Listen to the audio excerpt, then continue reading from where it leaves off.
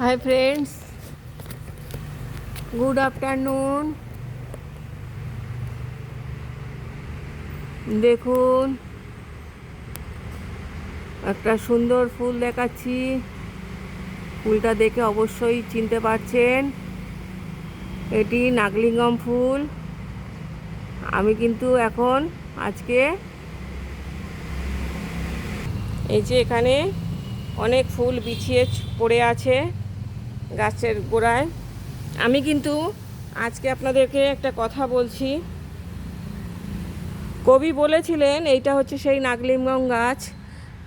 এর এর ফুলগুলি গাছের মানে ডাল থেকে হয় না, কাণ্ড থেকেই হয়। এই যে কাণ্ডর থেকে ফুলের পুংকেশরগুলো বেরোয়। এখন ফুল প্রায় শেষের পথে।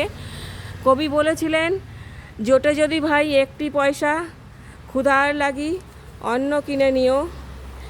আর দুটি যদি জোটে ভাই, তবে তার অর্ধেক কিনিও ফুল। এখন ফুল খুবই কমে এসছে। আমি কিন্তু আজকে এই ফলটা নিয়েই কথা বলবো। দেখুন, এটাকে হাতিবল ফল বলে। হাতির খুব প্রিয় খাবার। এটাকে ক্যানন বলও বলে।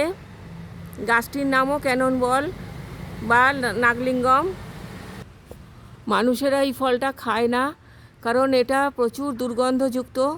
ফলটি প্রায় 20 ইঞ্চি মতো এর ব্যাসার্ধ হয়, এবং এতে খুব বড় ফল হলে, বড় ফলেতে 500 থেকে 600টা বীজ হয়, এবং ছোট ফলে, খুব ছোট ফল হলে তাতে 50 থেকে মাত্র 60টি বীজ হয়। ফল এখানে খুবই কম দাঁড়িয়েছে, এবং ফলগুলি এই যে দেখুন, ফলগুলি পাকতে প্রায়, এই ফলগুলি সাধারণত হাতির খুব প্রিয় খাবার। এটাকে হাতিবল ফলও বলা হয়, এবং এটাকে ক্যানন বলও বলা হয়।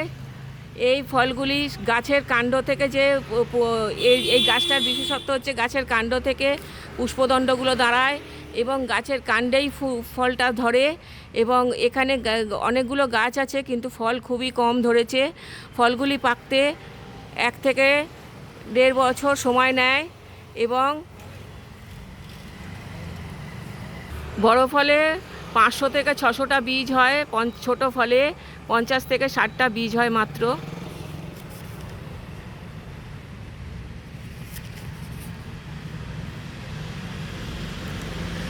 Thank you for watching. দক্ষিণ আমেরিকার স্যামন প্রজাতির লোকেরা এর পাতা থেকে ম্যালেরিয়ার ঔষধ প্রস্তুত করে থাকে। ভিডিওটা ভালো লাগলে অবশ্যই একটা লাইক, শেয়ার, কমেন্ট করবেন। আমার চ্যানেলটাকে সাবস্ক্রাইব করে আমার পাশে থাকবেন প্লিজ।